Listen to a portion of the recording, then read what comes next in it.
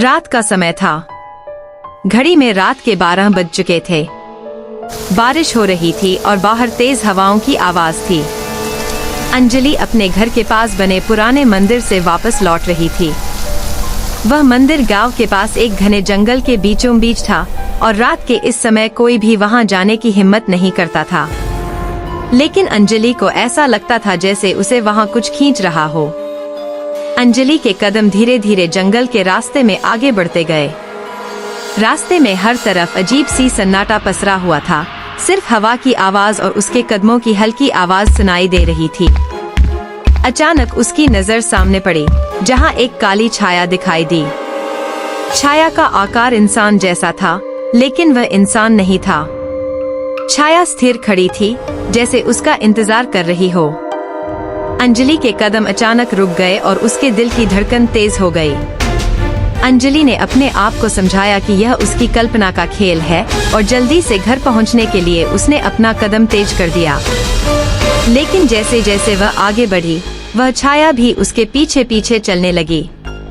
अंजलि ने अपने कदम और तेज कर दिए, लेकिन वह छाया उसी रफ्तार से उसके पीछे बनी रही। घबराहट के मारे अंजलि ने दौड़ लगा दी, लेकिन उसकी दौड़ने से वह छाया और भी पास आती जा रही थी। अब अंजलि को लगा कि उसके बचने का कोई रास्ता नहीं है। अचानक उसके कानों में एक धीमी सी आवाज आई, अंजलि रुक जाओ। अंजलि ने चौंक कर पीछे देखा, लेकिन वहाँ कोई नहीं था। फिर वह आगे दौड़ने लगी। तभी फिर से वही आवाज, और इस बार और भी पास से, रुक जाओ अंजलि, मुझे तुमसे कुछ कहना है। अब उसके रोंगटे खड़े हो गए थे और डर के मारे वह और तेज दौड़ने लगी। रात का सन्नाटा और भी गहरा हो गया था।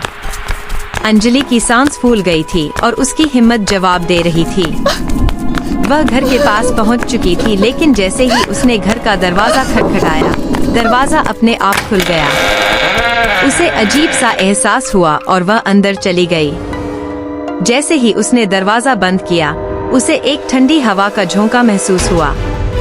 उसने सोचा कि शायद यह उसके डर का असर है और वह अपने कमरे में चली गई। लेकिन जैसे ही वह बिस्तर पर लेटने की कोशिश करने लगी, उसे ऐसा महसूस हुआ जैसे कोई उसके पास खड़ा हो। वह पलटी और देखा कि वही काली छाया उसके बिस्तर के पास खड़ी थी।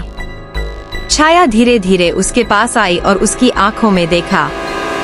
उसकी आंखें खून जैसी लाल थी और उसमें एक अजीब सी चमक थी। अंजलि ने डर के मारे चिल्लाना चाहा, लेकिन उसकी आवाज जैसे गले में ही अटक गई थी। वह छाया धीरे धीरे और पास आई और उसके कानों में फुसफुसाई, तुम्हें याद है, तुमने मुझसे कुछ वादा किया था। अंजलि को अचानक एक पुरानी घटना याद आई। बचपन में अंजलि ने एक पुराने पेड़ के पास खेलते हुए कहा था कि वह उस आत्मा की दोस्त बनेगी। उसने सोचा था कि यह सिर्फ एक खेल है, लेकिन उसे नहीं पता था कि वह सचमुच किसी आत्मा को बुला रही है। अब वह आत्मा उससे अपना वादा निभाने की मांग कर रही थी। वह छाया बोली, तुमने मुझे बुलाया था और अब मैं यहाँ हूँ। अंजलि के पास कोई चारा नहीं था। उसे समझ नहीं आ रहा था कि वह क्या करे। उसकी आंखों से आंसू बहने लगे और वह बुरी तरह डर गई थी। वह आत्मा उसे देख रही थी और उसकी हंसी गूंज रही थी। वह बोली, तुम मुझसे दूर नहीं जा सकती अंजलि, अब तुम मेरी हो।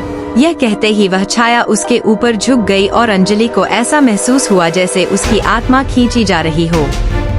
अंजलि की आंखें धीरे धीरे बंद हो गईं और वह बेहोश हो गई। अगली सुबह अंजलि को उसके घर वालों ने बेहोश पाया। जब वह होश में आई तो उसे पिछली रात की कोई बात याद नहीं थी, लेकिन उसके चेहरे पर एक गहरी उदासी थी और उसकी आंखों में एक अजीब सी चमक थी। लोग कहते हैं कि उस दिन के बाद से अंजलि कभी पहले जैसी नहीं रही। गांव वालों का मानना था कि अंजलि की आत्मा अब उसके शरीर में नहीं है।